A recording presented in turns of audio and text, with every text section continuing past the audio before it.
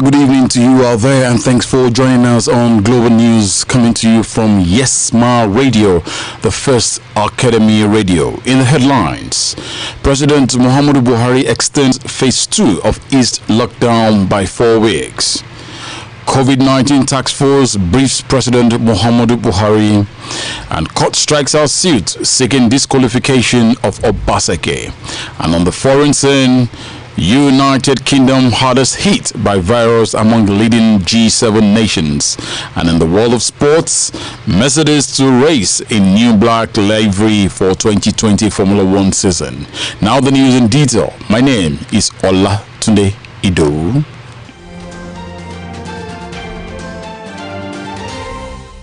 President Muhammadu Buhari has extended the phase 2 of East lockdown by another 4 weeks, with effect from tomorrow, Tuesday, June the 30th, through midnight of Monday, July 27, 2020. Details of the news will be coming in our subsequent bulletin.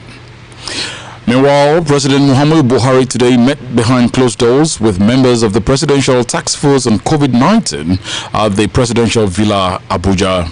The task force team, which is led by their chairman and secretary to the government of the Federation, Boss Mustafa.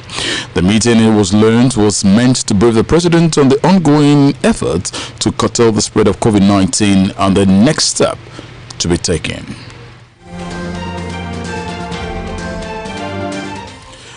It was a landmark ceremony as the official launch of Yesma Academy and Yesma Radio was officially launched today to usher in the birth of professional broadcasters in the country.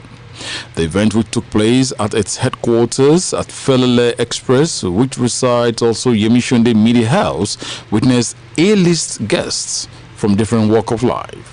While speaking, the group managing director of the Academy and popular broadcaster, Yemi Sonde, gave gratitude to God Almighty for the privilege given by God to steer the ship of the organization, but retreated how it all started.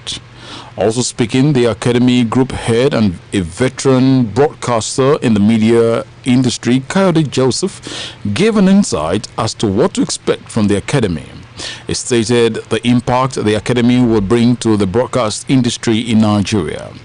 Guests present at the event included the Nigeria Broadcasting Commission Director General Ralph Akpan, the Managing Director of Fresh FM, Dr. Yinka Ayefele, amongst others. Going to Lagos State. Lagos State House of Assembly has called for strict implementation of rape laws and the acceleration of rape cases in the courts. It has also called for the cancellation of stigmatization of rape victims and punishment of rapists, as the number of rape cases in Lagos and Nigeria is on the increase. This followed the House of Assembly motion number 20, moved by Honorable Mojisola Ali Macaulay of Amowo or Dauphin Constituency 1, along with 12 others during plenary today. The motion, entitled Need to Curb the Incident of Rape, Defilement of Minors and Other Sexual Abuses. The House notes the alarming rate of domestic violence, rape, defilement of minor and other sexual abuses, particularly Lagos State. Macaulay stated further that the House was disturbed by the catalogues of sexual abuse cases reported daily in the media and the reaction of civil society organizations, but concerned by the ordeals of victims of rape and related cases, which includes emotional trauma, shame, sexual transmitted diseases, STD, and committing suicide for fear of social stigmatization. The House then called on Governor Babatunde Olushola Sanwo-Olu to direct the judiciary to ensure that perpetrators of any form of rape and defilement of minors are prosecuted speedily and in line with extant laws of the state. A federal high court sitting in Abuja has struck out a suit seeking the disqualification of Governor Godwin Obaseki from contesting the September 2020 governorship election in the state for allegedly forging his university's certificate. Justice Anwuli Chikere struck out the suit following the absence of the lawyers to the plaintiffs and defendants. The suit was filed on May 29, 2020 by Edobo Williams, Ugesia Godwin, and Amedu Anaku ahead of the governorship election scheduled to hold in Edo State on September the 19th.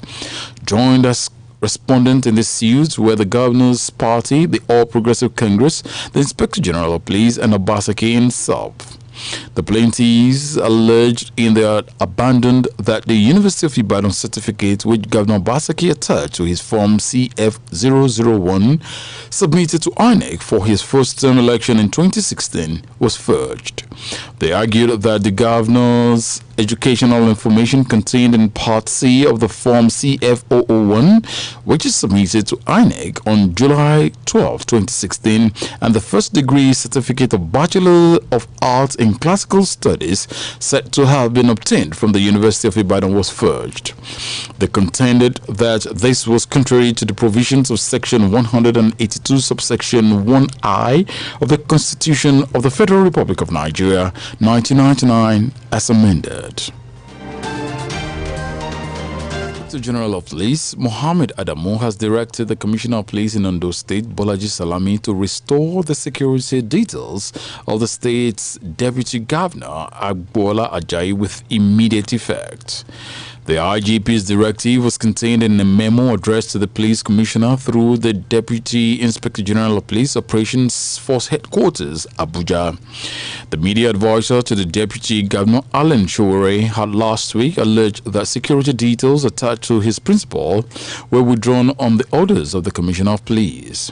There has been a controversy between Deputy Governor and Governor Oluwarotimi Akeredolu over the latter's defection to the PDP ahead of the October 2020 governorship election in the state. Hours before the defection of the Deputy Governor, a video had gone viral online in which the Deputy Governor and the Commissioner of Police were engaged in an argument in which the CP was accused of stopping the Deputy Governor from moving out of the government house. Responding, the Public Relations Officer of Ondo State Police Command insists that the CP did not at any time withdraw the security details of the Deputy Governor. He revealed that it was the Deputy Governor himself that requested specific men, and they have since been sent to him. You're still listening to the 7 p.m. news coming to you live from the studios of Yesma Radio, the first media academy radio. On the foreign scene, the United Kingdom was the hardest hit of all the G7 major industrialized nations in the weeks leading up to early June, according to analysis of the first wave of the coronavirus pandemic. Analysis also showed that England fared the worst in Europe, just above Spain. The research compared an 11-week period for each nation as the virus hit its peak in each country. The analysis of COVID-19 deaths and excess deaths, which compared countries in 3 different ways, showed the UK worse off than the United States of America, Germany, France, Italy, Canada, and Japan. A separate analysis of European nations by Oxford University economist has England just above Spain in terms of the proportion of deaths over and above what will be normal. Still staying on the foreign scene, 4 gunmen have attacked the Pakistani stock exchange in Karachi, killing 2 guards and a policeman and wounding 7 others before being shot to death. The assailants launched a grenade attack at the main gate to the building and opened fire, but police say they failed to make it to the trading floor. Staff took refuge in locked rooms and many were evacuated as security forces put an end to the assault. Militants from the Baloch Liberation Army says they were behind the attack. Ethnic Baloch group have fought a long-running insurgency for a separate homeland and a greater share of resources in Pakistan's Balochistan province. And going straight to the world of sports, Mercedes will run in new black livery in Formula One in 2020 as a signal of their commitment to greater diversity and inclusion in motorsport. Silver had been the company's color scheme in racing since the 1930s. Mercedes said the Black Lives Matter movement had shone a searching light on how much they need new measures and actions in the fight against racism. World champion Lewis Hamilton called it an important statement. They are willing to change and improve as a business. Mercedes Formula One team said in a statement that just 3% of their workforce identify as belonging to minority ethnic groups and only 12% of their employees are women. Still in the world of sports, Watford Football Club Troy Deeney of the Premier League's Black Lives Matter support, with players wearing shirts bearing that message for 12 games after the top flight resumption.